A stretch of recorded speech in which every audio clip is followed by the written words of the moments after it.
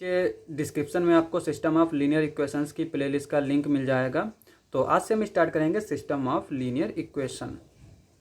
तो आज के लेक्चर में हम जो है डिस्कस करेंगे कि जितने भी पॉसिबल केस हैं सिस्टम ऑफ लीनियर इक्वेशन के कंसिस्टेंट होने की, यानी कि उसके सॉल्यूशन एग्जिस्ट करने की, वो सारे हम आज डिस्कस करेंगे। तो वीडियो को लास्ट तक जरूर देखिएगा। तो सबसे पहले हम सिस्टम ऑफ लीनियर इक्वेशन समझ लेते हैं ये होता क्या है।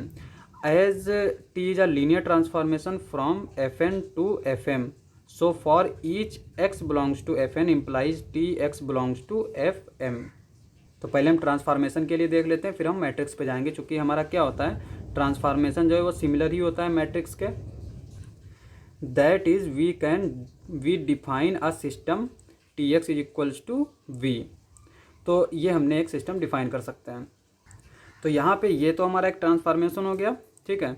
अब हम जानते हैं कि टी हमारा सिमिलर होता है ए का, तो which is equivalent to system A X is equals to V, where X is equals to क्या होगा, x1 x2 xn जो है हमारा fn में बिलोंग करेगा। और ये हमारा कॉलम वेक्टर होता है। यहाँ पे हम ट्रांसपोज भी लिख सकते हैं, लेकिन हम लोग इसको रो वेक्टर में ज़्यादातर लिखते हैं, थोड़ा सा जो है जगह भी बचा लेते हैं और आसान रहता है लिखने में। fm भी यहाँ पे ये जो fm या fn कुछ भी होता है उसको हम कॉलम्स में लिखते हैं हमेशा। तो इसी को बोलते हैं called system of m equations in n variables. अब यहाँ पे देखो हमारा ये t जो है वो सिमिलर है a से, तो t हमारा कहाँ से कहाँ है, यहाँ पे हम देख सकते हैं t हमारा कहाँ से fn से fm पे। तो a हमारा किस तरह का होगा, हम जानते हैं कि यहाँ पे जब ट्रांसफॉर्मेशन से मैट्रिक्स पे जाते हैं तो यहाँ पे जो कोडोमेन की डायमेंशन होती है वो हम पहले लिखते हैं m क्रॉस n, ठीक है। तो इस तरह से अगर मैट्रिक्स फॉर्म में हमें सिस्टम ऑफ लीनियर इक्वेशन दे रखी है तो मैट्रिक्स को हम देख के बता सकते हैं कि यहाँ पे जो उसमें जितने रो होंगे वो हमारी क्या होंगी, नंबर ऑफ़ इक्वेशंस बनेंगी, और जितने इसके कॉलम्स होंगे उनके वो हमारे नंबर ऑफ़ वेरिएबल्स होंगे। तो इस सिस्टम को नोट है यहाँ पे, this system is called consistent if it's solution set is non empty, otherwise it is called inconsistent. यानी इसका जो सॉल्यूशन सेट हो आए A X is equals to B, वो हमारा उसमें कम से कम एक जो है सॉल्यूशन होना चाहिए।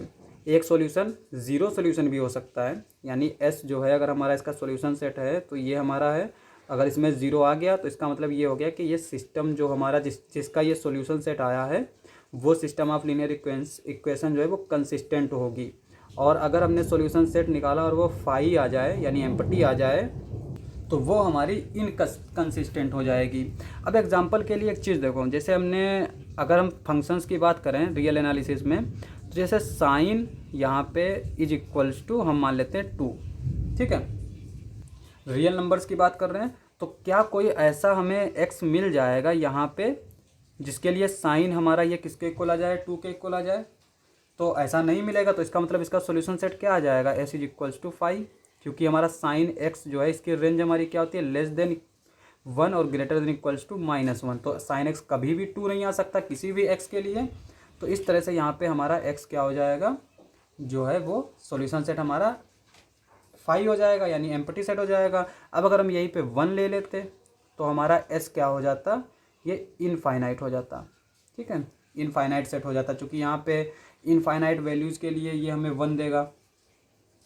तो वही चीज़ हम यहाँ पे सिस्टम ऑफ लीनियर इक्वेशंस में करते हैं। हमें ये चेक करना होता है कि इसका जो ये बी आता है ना, हमारे लिए जो सारी चीज़ें हैं ये बी जो है वो हमारा रेंज में जा रहा है कि नहीं जा रहा है।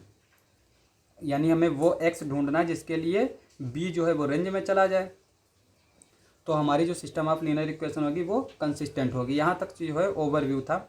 अब हम पॉसिबल केस देख लेते हैं। सबसे पहले कंसीडर द सिस्टम, हमने यहाँ पे ये सिस्टम ऑफ लीनियर इक्वेशन ले लिया। अब यहाँ पे 2 केस होंगे, पहला तो b जो है वो हमारा 0 होगा और दूसरा केस होगा कि b हमारा नॉन ज़ीरो है। अगर b हमारा 0 है तो इस सिस्टम ऑफ लीनियर इक्वेशन को बोलते हैं हम homogeneous system of linear equation, और अगर b नॉन ज़ीरो है तो नॉन होमोजीनियस, ठीक है। अब यहाँ पे जो केसेस आएंगे ना उन्हें थोड़ा समझना है, अगर हम उनको रटेंगे तो भूल जाएंगे। तो अब हम यहाँ पे पुरानी भी चीज़ों का कुछ इस्तेमाल करेंगे। जैसे यहाँ पे अगर हमने पहला केस लिया if v is equals to 0, तो a x हमारा किसके इक्वल हो जाएगा, 0 के। और हम जानते हैं ये हमारा क्या है, यहाँ पे जो x आएंगी वो हमारी क्या आएंगी, नल स्पेस का जो है हमारा नल स्पेस का सेट आएगा। यानी जो x होगा वो हमारा कहाँ बिलोंग करेगा, नल स्पेस ऑफ ए में। ठीक है, और नल स्पेस के बारे में हम बहुत कुछ जानते हैं, तो हम उसको पुराने रिजल्ट्स का इस्तेमाल करके भी यहाँ पे हम देख सकते हैं। यहाँ पे अगर b 0 है तो, और पहला केस क्या है, अगर b 0 है उसमें भी जो है दो पार्ट हैं, सब part. If rank of a is less than n, यानी n से अगर लेस देन है, n हमारा क्या है यहाँ पे, नंबर ऑफ वेरिएबल्स। तो हमें ये भी याद रखना है कि ये जो मैट्रिक्स है वो हमारी किस फॉर्म में, m क्रॉस n, और यहाँ पे ये जो होते हैं ना ये नंबर ऑफ वेरिएबल्स होते हैं। n जो हम यहाँ पे ले रहे हैं वो ये वाला n ले रहे हैं, ठीक है, कॉलम्स का। तो यहाँ पे अगर हमारी रैंक जो है मैट्रिक्स की वो लेस देन है n से, this implies system has infinite non zero solutions. तो अगर हम पुरानी जो है थ्योरम्स का इस्तेमाल करें, जैसे रैंक नलिटी थ्योरम है, ठीक है, रैंक नलिटी थ्योरम क्या कहती है कि rank of A plus nullity of A is equals to क्या होगा, n। n हमारा क्या है, कॉलम्स होंगे मैट्रिक्स में जितने भी हैं। ठीक है, अब यहाँ पे देखो रैंक हमारी अगर लेस देन n है, ठीक है, लेस देन n है, तो इसका मतलब ये हुआ कि नलिटी ऑफ ए हमारा क्या हो जाएगा, n minus rank A less than n से है तो हम इसको r मान लेते हैं, तो ये हमेशा ग्रेटर देन जीरो रहेगा, greater than strictly greater than zero रहेगा, क्योंकि यहाँ पे ये स्ट्रिक्टली लेस देन n है। तो नल स्पेस जो है वो हमारा क्या हो जाएगा, वो नॉन जीरो हो जाएगा, यानी वो जो है उसमें वो सिंगलटन जीरो नहीं रहेगा। Null space of A is not equals to singleton zero, यानी इसमें कोई ना कोई और भी वेक्टर्स आएंगे, और यही हमारा इसका क्या है, सॉल्यूशन सेट है। और नल स्पेस कोई भी वेक्टर स्पेस होती है उसकी कार्डिनलिटी क्या होती है, F over V over F is equals to F की कार्डिनलिटी ऊपर डायमेंशन ऑफ वी।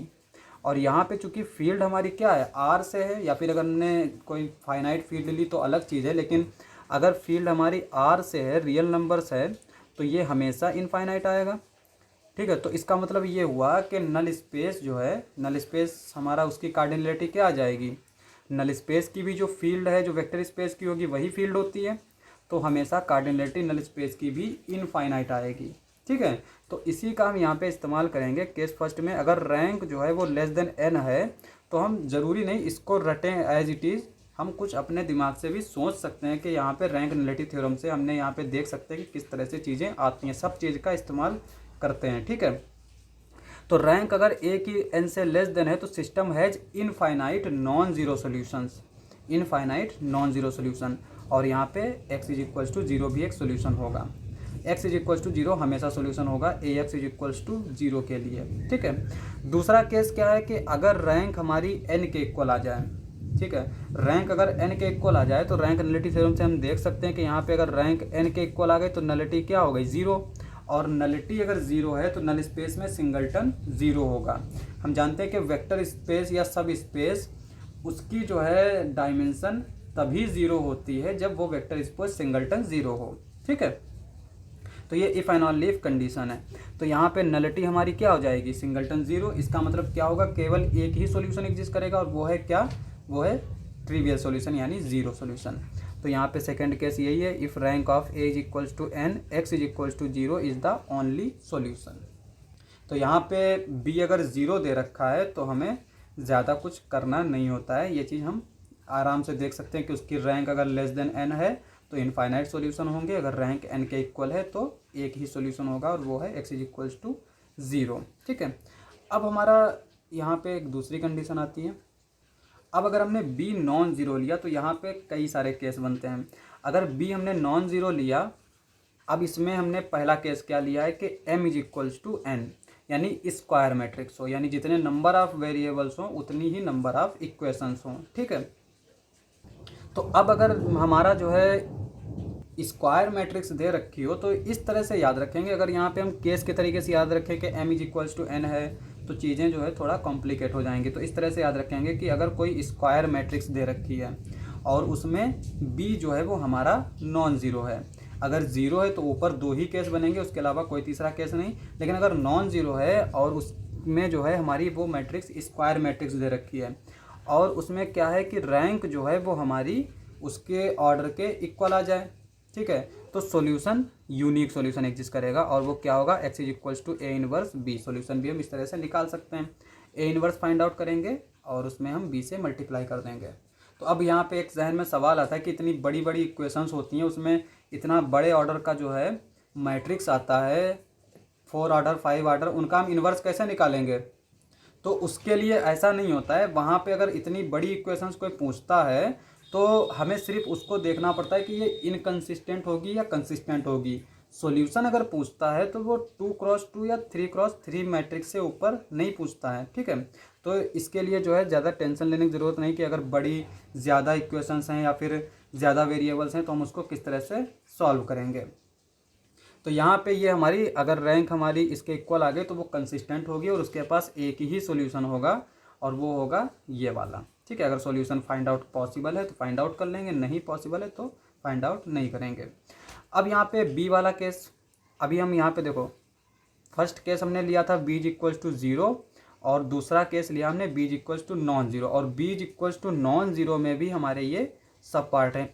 पहला जो है पहला केस क्या है, m is equals to n, m is equals to n में हमने ये देखा कि अगर रैंक हमारी स्क्वायर मैट्रिक्स के इक्वल आ जाए तो हमारी ये कंडीशन आएगी। अब अगर रैंक हमारी स्क्वायर मैट्रिक्स जो दे रखी है, स्क्वायर मैट्रिक्स याद रखेंगे इस तरह से, उसमें अगर हमारी रैंक जो है वो हमारी लेस देन है n से, तो अगर रैंक हमारी लेस देन हो गई तो अब इसमें दो केस बनेंगे कि अगर b जो है वो हमारा रेंज स्पेस में है तो सिस्टम हैज इनफाइनाइट सॉल्यूशन, और अगर जो है b हमारा रेंज स्पेस में नहीं है तो सिस्टम हैज नो सॉल्यूशन। अब यहाँ पे देखो, जैसे हमने कोई स्क्वायर मैट्रिक्स दे रखी हो a, ये इस तरह से, ठीक है, और यहाँ पे ये x होगा और ये b, इसको हम मान लेते हैं a, ठीक है, इसको मान लेते हैं x और ये b, a x is equals to b। तो हम क्या करते हैं, ऑगमेंटेड मैट्रिक्स बना लेते हैं a b, ठीक है। ऑगमेंटेड मैट्रिक्स क्या है कि इस मैट्रिक्स में हम इस कॉलम को ऐड कर देंगे इसके साथ। अब हम उसमें रो ऑपरेशन या कॉलम ऑपरेशन लगा के ये चेक करेंगे, यहाँ पर हम इनको ज़ीरो पुट करने की कोशिश करेंगे तो हम देखेंगे कि ये जो मैट्रिक्स है a और ये जो b है, यहाँ पे अगर हम एग्जांपल के तौर पे देखें, जैसे यहाँ पे अगर ये b है हमारा a b हम मान लेते हैं, और यहाँ पे ये 2x2 की मैट्रिक्स हम ले लेते हैं, यहाँ पे a11 a12 a21 a22, ठीक है। अब अगर यहाँ पे ये दोनों ज़ीरो आ जाएं, a22 और a21 और a22, पर b अगर हमारा ज़ीरो नहीं आया तो इसका मतलब क्या हुआ कि इसका जो रेंज आएगा उसमें b तो बिलोंग नहीं करेगा, यानी ये बिलोंग नहीं करेगा ये कॉलम, ठीक है। क्यों नहीं बिलोंग करेगा, क्योंकि यहाँ पे देखो अगर हम इसका रेंज स्पेस निकालें, यहाँ पे जैसे एग्जांपल ले लेते हैं, इसको हम सिंप्लीफाई करके लिख लेते हैं a1 a2 और ये 0 0, और इधर हम मान लेते हैं कि ये आया a प्राइम और b प्राइम। ये ऑगमेंटेड मैट्रिक्स को हमने रो ऑपरेशन करके इस तरह से निकाल लिया, अगर निकाल लिया तो यहाँ पे हम देख सकते हैं कि इसका जो कॉलम स्पेस आएगा वो हम रेंज स्पेस आएगा वो हमारा क्या आएगा, यहाँ पे स्केलर ले लेते हैं alpha a1 0 plus beta a2 0, ठीक है। ये हमारा रेंज स्पेस हो जाएगा जहाँ पे अल्फ़ा बीटा हमारे स्केलर्स होंगे। तो ये हमारा किसके इक्वल हो जाएगा, ये अगर हम इसको रो फॉर्म में लिख लें तो alpha a1 plus beta a2 comma 0, जहाँ पर अल्फ़ा बीटा हमारे फील्ड से आएंगे, ठीक है। अब यहाँ पे देखो a prime comma b prime, तो a prime comma b prime यहाँ पे बिलोंग नहीं करेगा, क्योंकि यहाँ पे b प्राइम हमारा जो है वो 0 के इक्वल नहीं है। तो अगर ये इसमें बिलोंग नहीं करेगा तो हम कहेंगे कि ये हमारा, तो यहाँ से हम कहेंगे ये सिस्टम हैज़ नो सॉल्यूशन, ठीक है।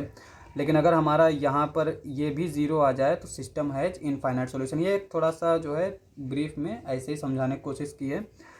तो ये है कि स्क्वायर मैट्रिक्स अगर दे रखी है तो उसमें हमें चेक करना है ऑगमेंटेड मैट्रिक्स निकाल के कि अगर हमारा b जो है वो रेंज स्पेस में आ रहा है, रेंज स्पेस में b अब आने के लिए क्या करेंगे कि हम यहाँ पे मैट्रिक्स जो होगा ना, मैट्रिक्स का पूरा रो को हम 0 के इक्वल पुट करने की कोशिश करेंगे।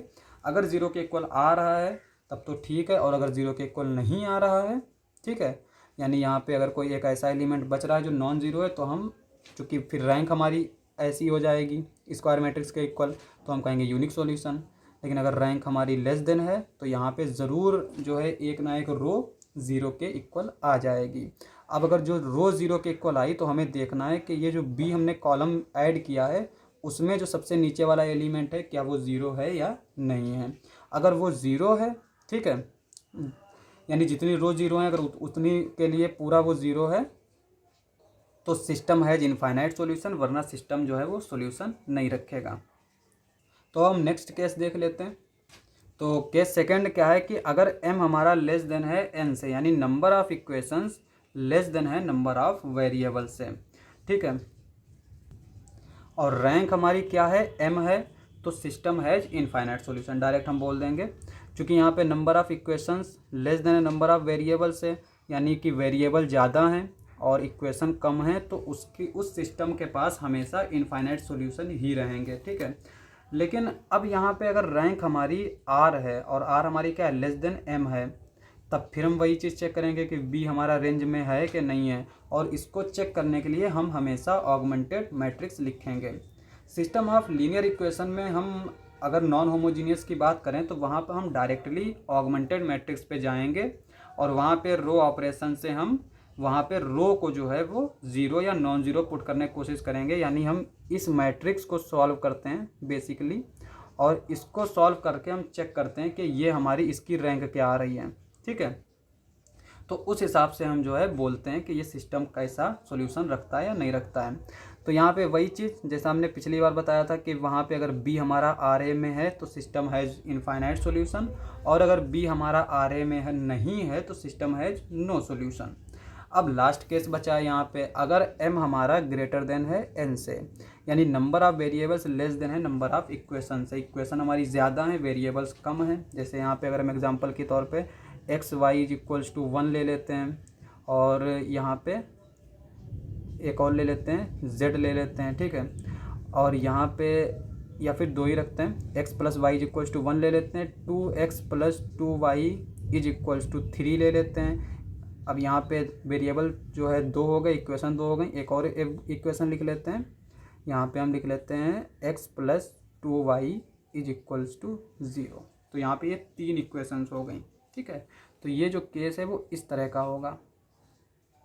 तो नंबर ऑफ़ वेरिएबल्स ज़्यादा कम होंगे नंबर ऑफ़ इक्वेशन से। अब यहाँ पे फिर वही चीज़ कि अगर रैंक हमारी a की n के इक्वल है, यानी जितने नंबर ऑफ़ वेरिएबल्स हैं उसके इक्वल है, तो अब यहाँ पे एक चीज़ देखो, जैसे यहाँ पे हमने m is less than n लिखा था, यहाँ पे n is less than m लिखा है, यहाँ पे जो है रैंक हमने m की बात की थी और m से लेस देन की बात की थी, n के लिए नहीं की थी। सिमिलरली हम यहाँ पे भी रैंक n की बात करेंगे और n से लेस देन की बात करेंगे, ऊपर की बात नहीं करेंगे। क्योंकि अगर मैट्रिक्स होती है ना, मैट्रिक्स में अगर जैसे a है m क्रॉस n, तो अब यहाँ पे अगर हम इसका ट्रांसपोज लें तो ये क्या आएगा हमारा n क्रॉस m, और रैंक जो है वो a ट्रांसपोज की रैंक ऑफ a के इक्वल होती है। और किसी मैट्रिक्स में अगर रो जो चीज़ कम होगी ना, रैंक हमेशा या तो उतनी होगी या फिर उससे कम होगी।